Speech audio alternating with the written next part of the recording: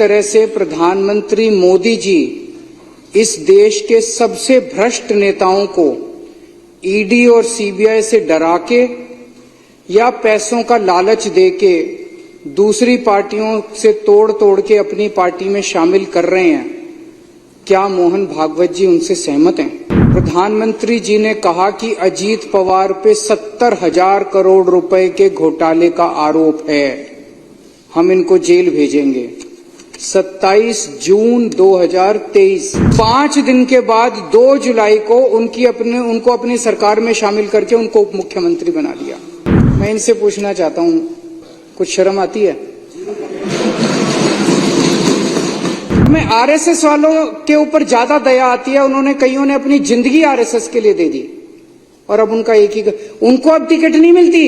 कांग्रेस वालों को इसको उसको लाला के टिकटें देते हैं, उनका काम दरी बिछाने का रह गया बस।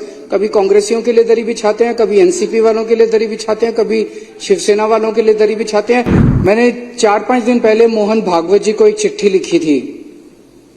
उस चिट्ठी में मैंने मोहन भागवत जी से 5 मुद्दों की बात की थी और उसमें एक मुद्दा ये भी था कि जिस तरह से प्रधानमंत्री मोदी जी इस देश के सबसे भ्रष्ट नेताओं को ईडी और सीबीआई से डरा के या पैसों का लालच देके दूसरी पार्टियों से तोड़ के अपनी पार्टी में शामिल कर रहे हैं, क्या मोहन भागवत जी उनसे सहमत हैं? मोदी जी ने खुद कुछ दिन पहले जिनको भ्रष्टाचारी बोला, अमित शाह जी ने खुद कुछ दिन पहले जिनको भ्रष्टाचारी बोला, भारतीय जनता पार्टी ने खुद जिन लोगों को कुछ दिन पहले भ्रष्टाचारी बोला, कुछ दिन के बाद उनको अपनी पार्टी में शामिल करा लेते हैं। 27 जून 2023 को प्रधानमंत्री जी ने कहा कि अजीत पवार पे 70,000 करोड़ रुपए के घोटाले का आरोप है, हम इनको जेल भेजेंगे।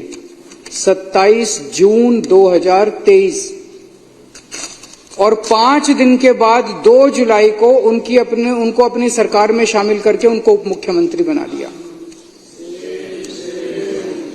मैं इनसे पूछना चाहता हूं, कुछ शर्म आती है?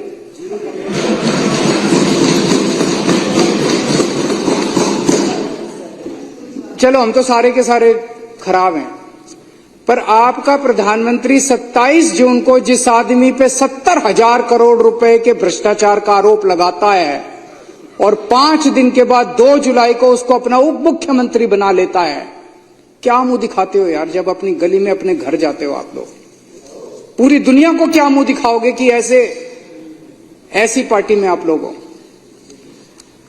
22 जुलाई 2015 को भारतीय जनता पार्टी एक वो निकालती है असम के अंदर, उसमें कहती है कि हेमंत बिश्व शर्मा बहुत बड़ा भ्रष्टाचारी है। 22 जुलाई 2015 को, और 1 महीने के बाद 23 अगस्त 2015 को उसको अपनी पार्टी में शामिल कर लेते हैं।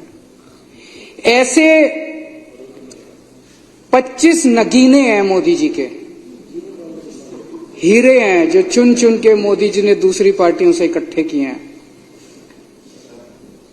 ये मोदी जी के बहुत करीब हैं, चुन चुन के वो दूसरी पार्टियों से लेके आए, उनके ऊपर जितना कचरा था, गंद था, सारा साफ किया मोदी जी ने, सारे केस उनके धोए। अजीत पवार एनसीपी के होते थे, इनके ऊपर इकोनॉमिक ऑफेंसेस विंग का केस था, ईडी का केस था, दोनों केस बंद करवा दिए मोदी जी ने।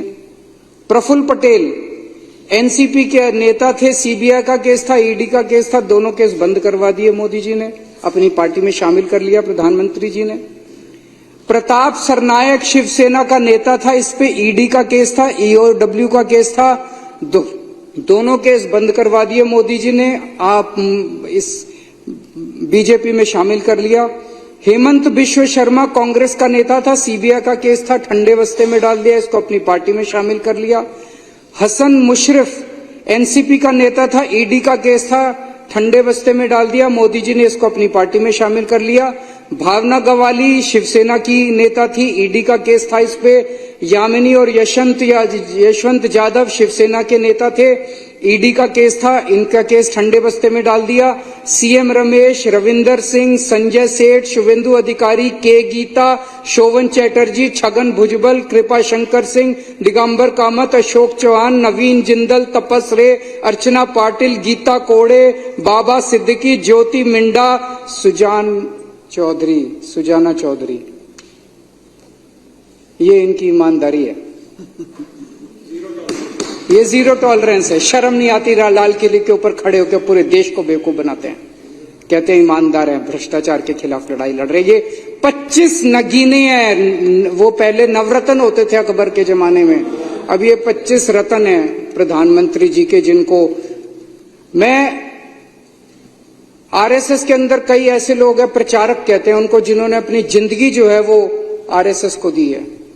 वो जब घर घर जाते होंगे, क्या कह के वो जनता का सामना करते होंगे कि जिस आदमी को प्रधानमंत्री ने 2 दिन पहले कहा कि 70,000 करोड़ का घोटाला हो गया, सारे बीजेपी वाले, आरएसएस वालों ने व्हाट्सएप ग्रुप पे उसको भेजा लोगों को कि 70,000 करोड़ का घोटाला। आज प्रधानमंत्री ने 5 दिन बाद उसको अपने यहां शामिल करके उसको उप मुख्यमंत्री बना दिया। क्या शक्ल दिखाते हैं ये लोग। मैं पूछना चाहता हूं सारे आरएसएस के कार्यकर्ताओं से, मैं पूछना चाहता हूं सारे बीजेपी के नेताओं से कि कैसे आप लोग अपनी गली, अपने मोहल्ले के अंदर जाते हो। और मैं आरएसएस वालों के ऊपर ज्यादा दया आती है, उन्होंने कईयों ने अपनी जिंदगी आरएसएस के लिए दे दी और अब उनका एक ही, उनको अब टिकट नहीं मिलती। कांग्रेस वालों को इसको उसको लाला के टिकटें देते हैं, उनका काम दरी बिछाने का रह गया बस। कभी कांग्रेसियों के लिए दरी बिछाते हैं, कभी एनसीपी वालों के लिए दरी बिछाते हैं, कभी शिवसेना वालों के लिए दरी बिछाते हैं। आरएसएस के कार्यकर्ताओं का काम अब केवल दरी बिछाने का रह गया। कभी इस नेता के लिए दरी, क्यों उनको टिकटें मिलती नहीं मिलती उनको। इसके अलावा इन्होंने कई सरकारों की चोरियां की, टॉपल किया, सरकारों को उखाड़ के फेंका। मार्च 2016 से लेके मार्च 2024 तक प्रधानमंत्री मोदी जी ने 13 राज्य सरकारों को 15 बार गिराने की कोशिश की और उसमें से 10 सरकारों को गिराने में सफल हो गए। ये सरकारें नहीं गिराई, ये सरकारों की चोरी की है। ईडी और सीबीआई को भेज के, उनको धमकी देके, उनको लालच देके, पैसे से खरीद के उनकी सरकारों की चोरी की है इन लोगों ने। ये कोई मामूली वो नहीं है कि सरकारें गिरा दी।